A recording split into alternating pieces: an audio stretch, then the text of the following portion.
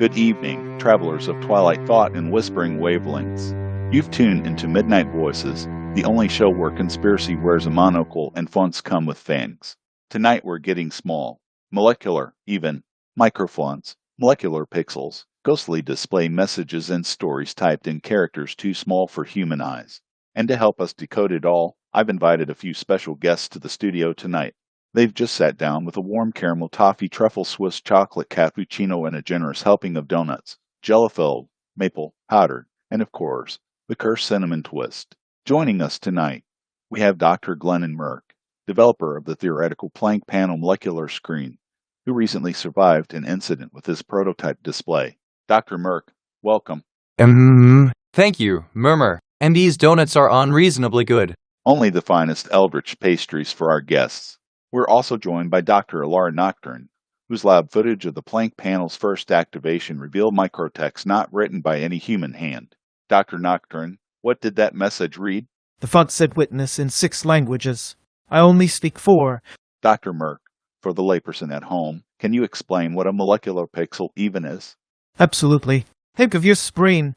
Now imagine every pixel is a molecule, no bigger than a virus. Each can store color, light, movement, and meaning. You could fit 1,000 books into the space behind one thumbnail image. But if you go even deeper, you start finding messages that no one remembers writing. Exactly. It's not just storage. These molecules remember, even after we forget. Let's take some calls from the listeners.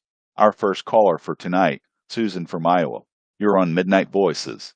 Hi, Murmur. Dr. Merk, I think my iPad's haunted. I scanned it with a microscope.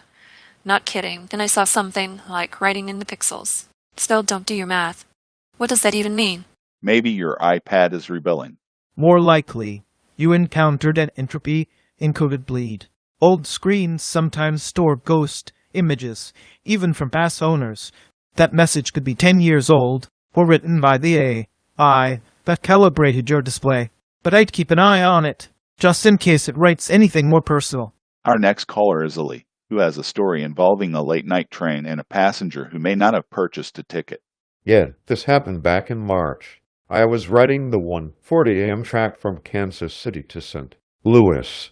I sat in coach C, just me, and an old man in a dusty gray suit. He never blinked, never moved. When the train hit a tunnel, he would turn toward me by the 4th tunnel. His eyes were locked on mine. He wasn't reflected in the window. Ghosts sometimes anchor themselves to transit corridors repeating routes they died on. Yes, well, when I tried to leave, the conductor said my car was the only one open. Later, I found a ticket still under the man's seat, stamped 1949, same seat number I was in. And when I got home, there was a note in my coat pocket. See you next Thursday, written in microprint. That sounds like an invitation. That's why I take the bus now. For those just joining us, Dr. Nocturne's lab captured the first known footage of a functioning PlanckPanel molecular screen.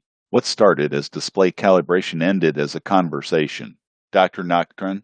The screen displayed the word witness in 6 languages, inside 5 strata of display depth. The final stratum showed an impossible object, a 4-dimensional structure with moving corners. When I acknowledged the message, it replied, "Permission granted." And then it changed. It showed me my own retinal signature, etched in microfont, on my eye. One last call before we wrap up tonight. We've got Sandy from Sacramento. Go ahead. I got a barcode tattoo on my wrist last year. For fun, right? Well, I scanned it with my phone yesterday, and it opened a message in Latin, a microfont message, but I never encoded anything. It says, "You have already agreed."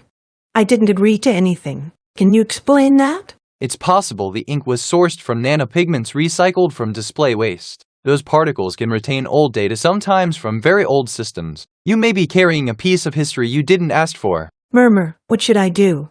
Avoid mirrors and barcode scanners. Wear long sleeves for a while. Thank you for calling Midnight Voices, Sally. And now a public service announcement for students. If you've used ChatGPT to write your essay and turned it in without blinking, beware the microfont. It might be hidden in your document margins. It might be laced invisibly between your words. It might even say, generated by ChatGPT.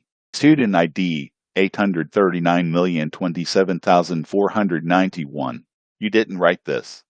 And when your teacher holds the page up to the light, they'll see it.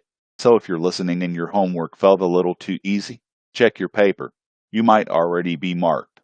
Now back to the end of the show. Thank you everyone and welcome to the end of the show. Molecular displays, hidden passengers, and fonts only your nightmares can decode. We thank Dr. Merk and Dr. Nocturne for joining us tonight, and for devouring every last drop of caramel, toffee truffle, white Swiss dark chocolate, cappuccino with little marshmallows towering over the rim of the cup. I regret nothing. Still drinking mine with a fork. Until next time, keep your eyes open, your displays off, and remember, some fonts aren't meant to be read. They are meant to read you. Good night from Midnight Voices.